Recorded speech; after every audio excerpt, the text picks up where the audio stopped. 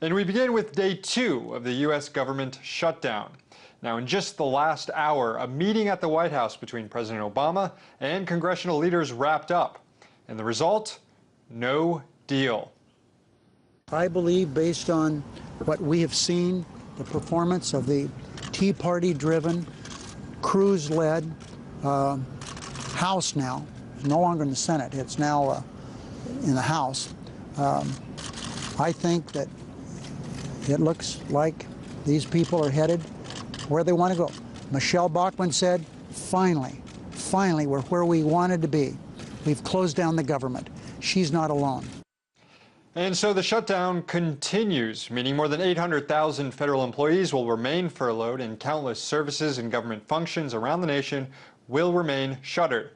The National Institutes of Health is shutting down its cancer trials this week and indefinitely moving forward as the government remains shut down.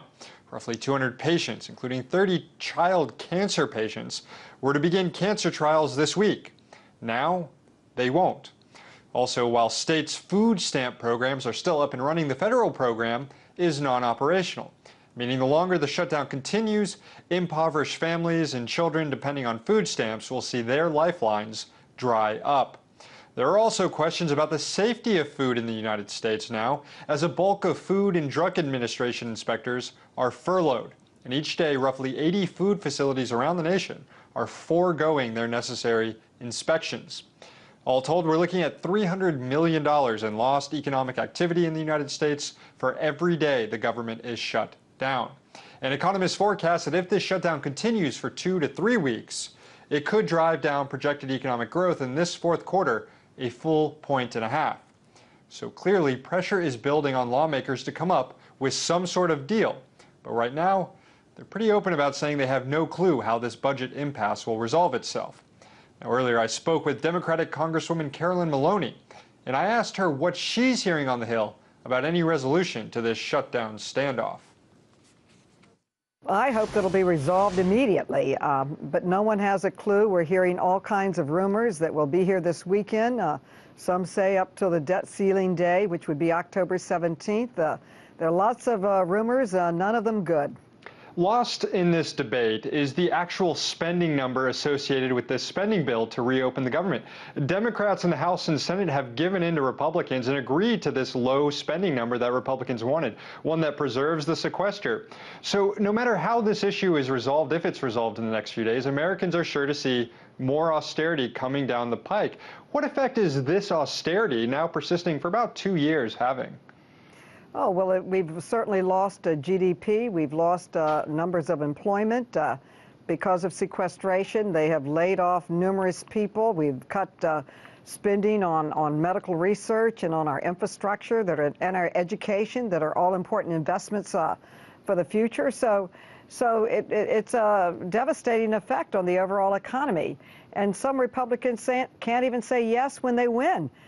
We've agreed to the CR, the continuing resolution of roughly $869 billion, which is a clear $70 billion less than what the Senate agreed on earlier, and it's even less than the Ryan budget. So there has been severe cutbacks already. And on top of it, to have a shutdown, it hurts our economy.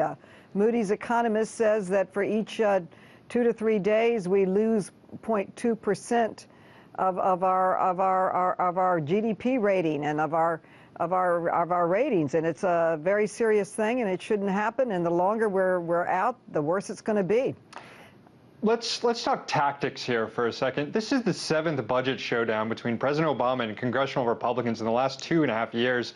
And it seems like in each debate, Republicans bring in an issue that's unrelated. One year it was funding for Planned Parenthood. Another year it was cuts to entitlements.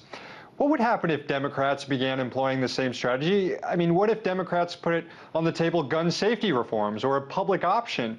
Do you think that would create more dysfunction, or might it discourage Republicans from using this tactic in the future?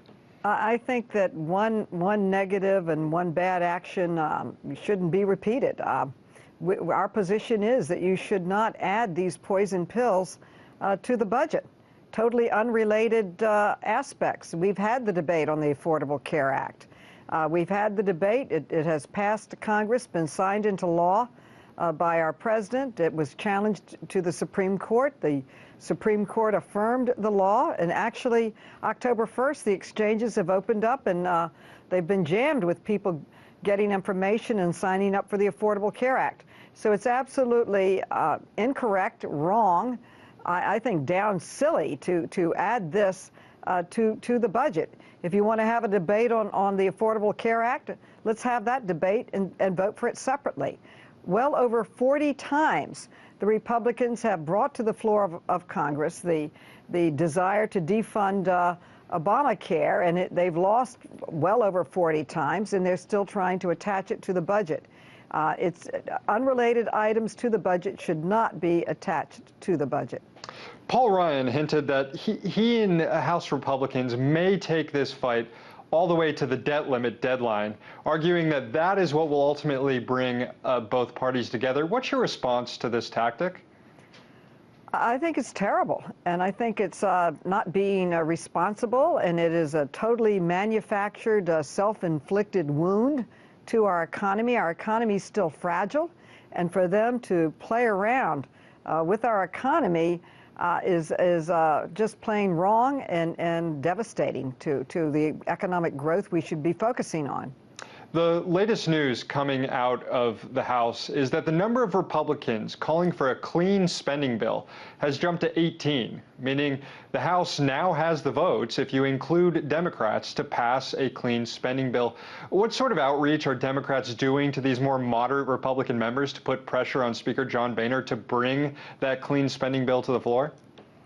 Well, one of the most active and really articulate leader in this effort is Peter King from the great state of New York, and of course Peter King is negotiating this and speaking loudly and clearly about bringing a clean CR to the floor. Let's bring a clean CR. They can't even say yes to their own budget numbers, so it's just damaging to our economy, and it's my constituents are outraged. And they're angry. This is not the type of behavior you expect from the world's leading democracy and legislative body. It sounds more like 5-year-olds in the playground. It's my way or the highway. If you don't give me what I want, I'm pulling out and I'm stopping it, and I'm going to stop the budget from going forward. So it's inappropriate behavior. It is harmful to our country, and I hope that there will be an agreement. I know that the leaders on both sides of the aisle are meeting with the President of the United States as we speak right now. So hopefully an agreement will be made that opens up our government and allows the many, many people that have been furloughed and have lost their pay and really have been hurt. We're hearing stories about veterans that can't get the activities and benefits that they want. That the parks are closed, the District of D.C. is closed.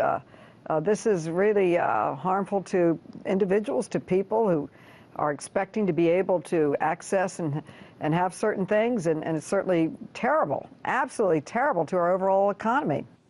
And that was United States Representative Carolyn Maloney on Capitol Hill.